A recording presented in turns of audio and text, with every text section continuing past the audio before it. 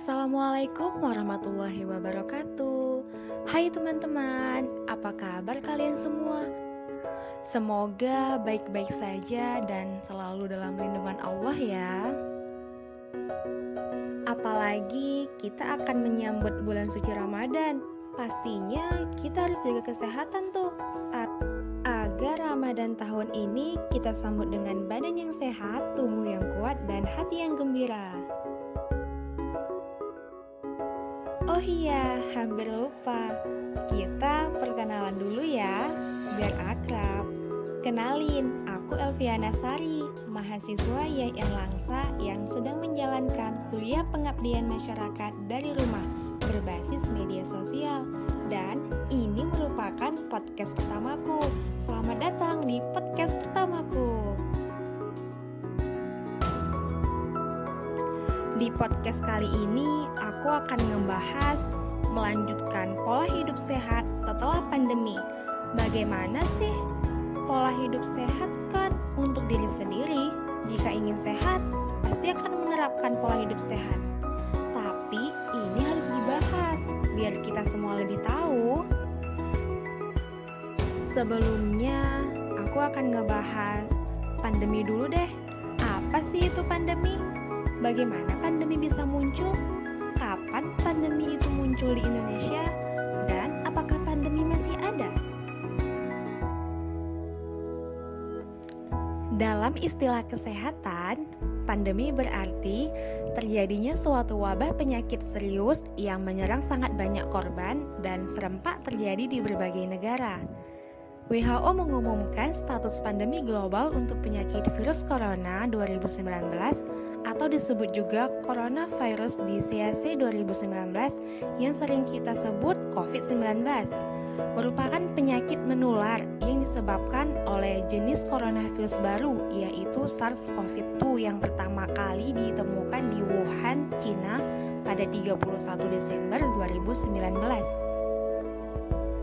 Dalam kasus wabah COVID-19 ini, Badan Kesehatan Dunia WHO menetapkan penyakit ini sebagai pandemi karena seluruh warga dunia berpotensi terkena dan terinfeksi dari penyakit virus corona. Infeksi virus corona ini menyebar dari satu orang ke orang lain melalui percikan dari saluran pernapasan yang sering dihasilkan pada saat batuk maupun bersin. Waktu dari paparan virus hingga timbulnya gejala klinis berkisar antara 2-14 hari dengan rata-rata 5 hari. Masing-masing orang memiliki respon yang berbeda terhadap COVID-19. Sebagian besar orang yang terpapar virus ini akan mengalami gejala ringan hingga sedang dan akan pulih tanpa dirawat di rumah sakit. Gejala yang paling umum seperti demam, batuk kering, kelelahan. Sedangkan gejala yang sedikit tidak umum seperti rasa tidak nyaman, nyeri tenggorokan, diare, sakit kepala, hilang indera penciuman, dan ruam pada kulit atau berubah warna pada jari tangan atau jari kaki. Dan gejala yang serius seperti kesulitan bernapas atau sesak napas, nyeri dada, dan hilangnya kemampuan berbicara atau bergerak. Pada awal Maret 2020, untuk pertama kalinya pemerintah mengumumkan 2 kasus pasien positif COVID-19 di Indonesia. Namun, pakar epidemiologi Universitas Indonesia menyebutkan virus corona jenis SARS-CoV-2 sebagai penyebab COVID-19 itu sudah ada masuk ke Indonesia sejak awal Januari. Hanya saja, identifikasi kasus pertama pada awal Maret itu sudah merupakan transmisi lokal dan bukan penularan kasus impor. Masuknya virus tersebut sangat mungkin terjadi melalui pintu-pintu gerbang di beberapa wilayah Indonesia. Sejak Januari, saat virus corona jenis baru ini diumumkan dan menular antar manusia dan sudah menjajah di berbagai negara lain selain Wuhan di Cina. Jadi, sudah 1 tahun belakangan ini Indonesia mengalami pandemi COVID-19 yang membawa perubahan besar dari kehidupan manusia mulai dari semua aktivitas harus dirumahkan seperti belajar, bekerja, dan lainnya yang berguna untuk tindakan antisipasi meluasnya penyebaran virus corona. Sehingga pada pola dan gaya hidup lebih memprioritaskan kesehatan. Tentunya, gaya hidup yang seperti ini harus dipertahankan. Ahli epidemiologi atau juru wabah di seluruh Indonesia sedang bergerak menyusun proyeksi jangka pendek dan jangka panjang sebagai cara untuk mempersiapkan, mengurangi penyebaran dari dampak virus yang menyebabkan COVID-19. Meskipun perkiraan dan jadwal mereka bervariasi, peneliti menyetujui akan dua hal. Pertama, COVID-19 akan tetap ada. Kedua, masa depan bergantung pada hal yang tidak diketahui. Setelah berbagai macam hal yang terjadi, muncullah banyak pertanyaan. Salah satunya, apakah wabah virus COVID-19 dapat berakhir? Badan Kesehatan Dunia menyampaikan bahwa COVID-19 tidak bisa hilang dalam waktu singkat. Oleh karena itu, tatanan hidup norma yang baru perlu diterapkan oleh seluruh masyarakat, dan kebiasaan hidup sehat seperti menjaga kebersihan dan kesehatan masing-masing individu tidak boleh ditinggalkan. Pola hidup sehat memang hal yang wajib dilakukan selama masa pandemi. Ketika dituntun untuk menerapkan segala hidup sehat dan melakukan aktivitas fisik, mengkonsumsi makanan sehat dan bergizi, menjaga kebersihan diri dan kebersihan lingkungan sekitar guna mencegah penyebaran virus corona.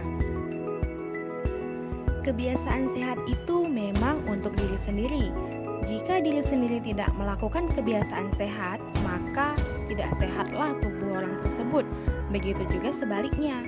Tetapi kita tidak bisa mengatakan hidup sehat itu mudah kalau diri sendiri tidak merubahnya. Aku ingin hidup sehat. Aku akan menjaga kesehatanku. Apakah benar itu akan diterapkan dalam kehidupan sehari-hari, bukan hanya di mulut saja? Untuk memulai pola hidup sehat bukanlah hal yang mudah dilakukan oleh semua orang. Bahkan membutuhkan waktu yang cukup lama dan niat yang sungguh-sungguh dari hati agar kebiasaan sehat dan pola hidup sehat menjadi kebiasaan yang diterapkan sehari-harinya. Maka, tetap menjaga kebersihan dan mematuhi semua protokol kesehatan, karena kalau bukan diri sendiri yang menjaganya, siapa lagi? Oleh karena itu, ketika pandemi COVID-19 ini selesai, maka hal yang harus dilakukan adalah dengan tetap menjaga pola hidup sehat dan menegaskan diri untuk melakukan tindakan agar tidak terjadi lagi terinfeksi virus corona dengan cara tetap menjalankan protokol kesehatan seperti mencuci tangan sebelum dan setelah beraktivitas dengan sabun dan air mengalir selama 20 detik, memakai masker bila keluar rumah, menjaga jarak, menghindari berpergian, dan tetap di rumah saja jika tidak ada hal penting yang mengharuskan kita untuk keluar rumah. Dengan terjadinya wabah COVID-19 dan masa pandemi ini mengajarkan kita banyak hal untuk sadar dengan menjaga kesehatan dan kebersihan tangan yang selama ini banyak orang yang beranggapan sepele. Jika kehidupan sehat sudah diterapkan, maka hati menjadi tentram dan dapat berpikir positif, sehingga penyakit pun enggan untuk menghampiri. Nah, jadi ada atau tidak adanya pandemi COVID-19, kita harus tetap menerapkan pola hidup bersih dan sehat untuk keberlangsungan hidup yang lebih baik dalam jangka panjang. Sekian penyampaian dari saya. Semoga penyampaian yang sedikit ini membawa perubahan bagi kita semua. Terima kasih kepada semua yang telah mendengarkan, dan semoga kita berjumpa di lain waktu. Jangan lupa di like ya podcast pertama saya. Assalamualaikum warahmatullahi wabarakatuh.